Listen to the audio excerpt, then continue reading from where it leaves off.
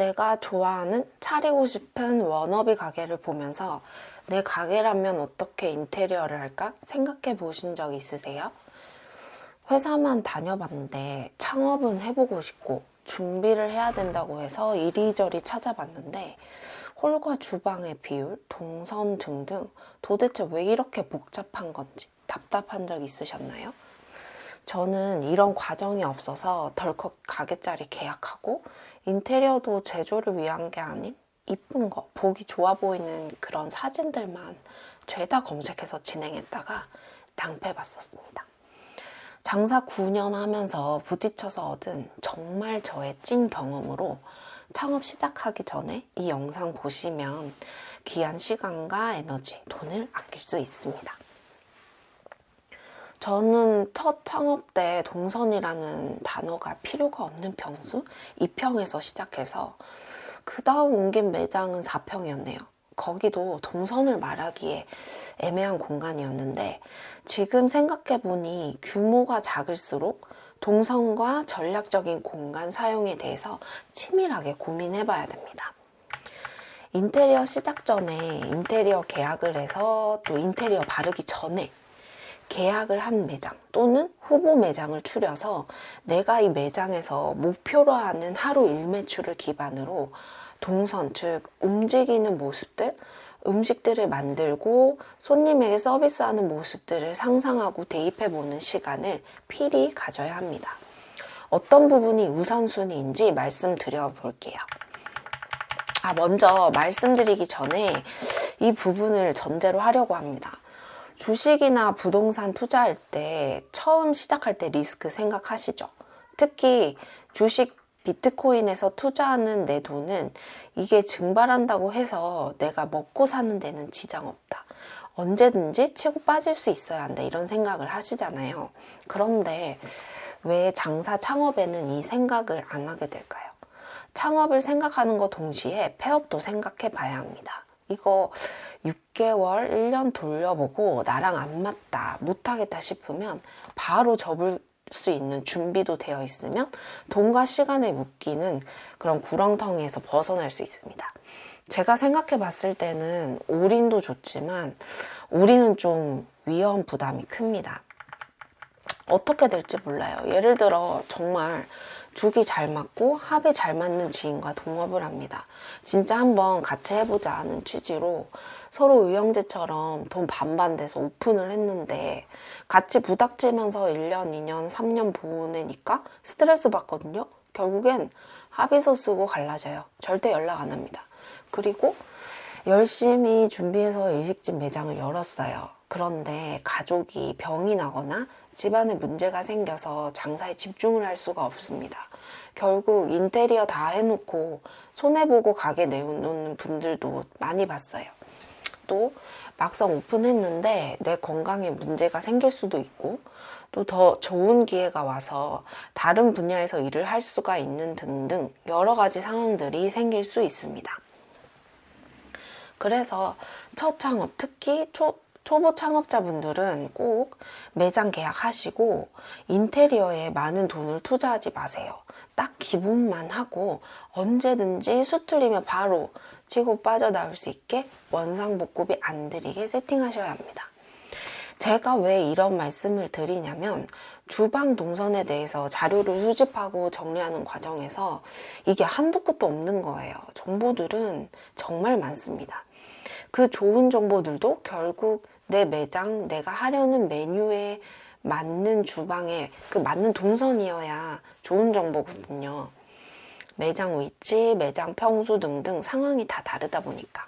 그리고 저는 큰 평수보다 10평대, 10평 안으로 소규모 창업을 추천드립니다.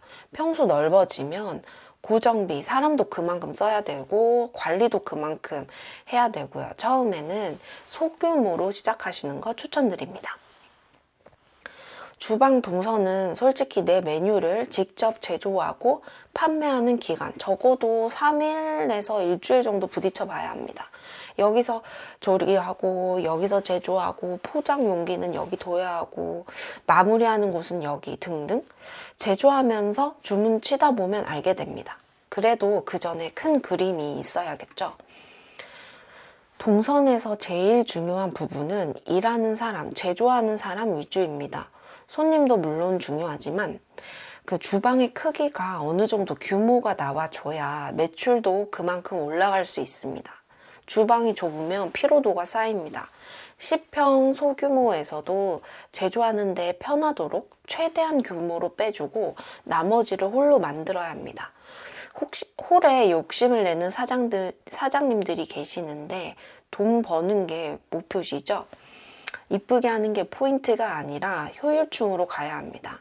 백화점 푸드코트에서 많이 보셨을 거예요. 그 제조 공간에서 바로 손님들에게 드리고 손님들은 바로 드시는 구조. 테이블보다는 그 바가 손님들 더 받을 수 있어요. 그리고 이쁘게 하는 거는 뭐 내 로고나 그런 간판 이런 부분에 집중을 하면 좋을 것 같습니다. 그리고 두 번째, 주방이 쾌적해야 합니다. 건식보다는 습식을 추천드립니다. 정말 편해요. 청소하거나 주방 관리할 때요. 공사 비용이 400~500만 원 정도 차이가 나는데 그래도 투자하세요. 그 전에 습식이 되어 있는 주방을 찾으시는 게 더 편합니다. 위생이 제일 기본이기 때문에 건식이면 청소하기가 힘들고 특히 재료 손질할 때나 작업할 때 습식이 정말 편합니다. 세 번째, 환기와 온도 부분입니다. 후드 정말 중요합니다. 더위 많이 타시나요? 주방이 특히나 더운데요. 간택기 있죠. 그 화구? 그 불 쓰는 데 있잖아요. 그것도 그렇고 이런 냉장고들에서 열기가 엄청나게 나옵니다. 그 더우면 일도 안 돼요. 이런 코끼리 에어컨 같은 것도 쓸 정도면 위생모 안 쓰면 또 안 되잖아요. 여름에 더우면 그 서큘레이터, 이 선풍기, 큰 선풍기 있죠? 그거 돌아가죠? 에어컨 돌아가면서 공기가 이렇게 돌잖아요. 그럼 머리카락이 막 날아다녀요. 정말 신경 쓰는데도 한 번씩 머리카락 때문에 컴플레인 들어옵니다. 그래서 무조건 제조할 때는 그 햇섭이 아니어도 햇섭 모자 쓰고 마스크 끼고 무장해서 조리를 하는데 정말 덥거든요. 그리고 불을 쓰니까 낯 씻고 할 수는 없잖아요. 안전하게 조리를 해야 되니까 이 식기세척기도 뜨거운 물이 나오고 또 주방 온도를 높이는 것 중에 배기우드도 있는데요. 이 배기우드가 정말 큰 역할을 합니다. 저는 후드 설치 중요하게 생각 안 했는데 돈 들까봐 초기 공사비 아끼려고 후드 설치 안 했거든요.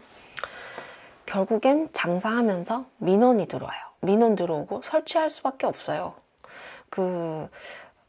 차라리 초기에 공사할 때 같이 견적을 내서 날짜를 잡아서 짝짝짝 진행하는 게 훨씬 비용과 시간, 에너지를 절약할 수 있습니다.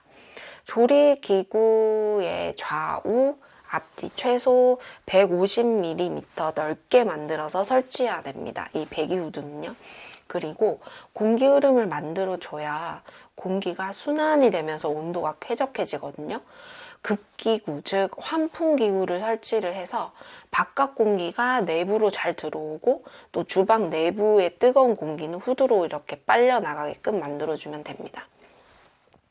환풍기와 배기후드 공사는 기관지 건강에도 직결되는 부분이어서 전문 업체를 선정해서 이 부분만큼은 투자하세요. 마지막으로 기본 공사는 하되 다른 인테리어 하지 마세요. 내 매장이면 상관없는데 월세를 내고 있는 상황이라면 절대 인테리어에 돈 투자하지 마세요. 어차피 나중에 나갈 때 원복 비용이 더 들고 원상복구 비용이요. 그냥 완전히 다 철거해야 하니까 돈 들이지 마세요. 저는 4평 매장에서 그 위에 수납을 이제 많이 짜면 좋으니까 수납한다고 나무로 장을 짰는데 천장이랑 연결되게 짜는 바람에 또 벽에는 또 외국 수입 선박용 나무가 있었어요. 그 나무를 하면 이쁘다 해가지고 그 인테리어를 500만 원 주고 벽에다가 발랐는데 그거 철거한다고 그 비용이 더 나왔습니다. 그때만 생각하면 속상하네요. 인테리어는 이게 내 눈에만 이뻐 보이는 거지 이게 또 시간이 지나고 이러면 또 다른 사람들 눈에는 별로 중요하지 않습니다. 결국엔 다 철거해야 돼요.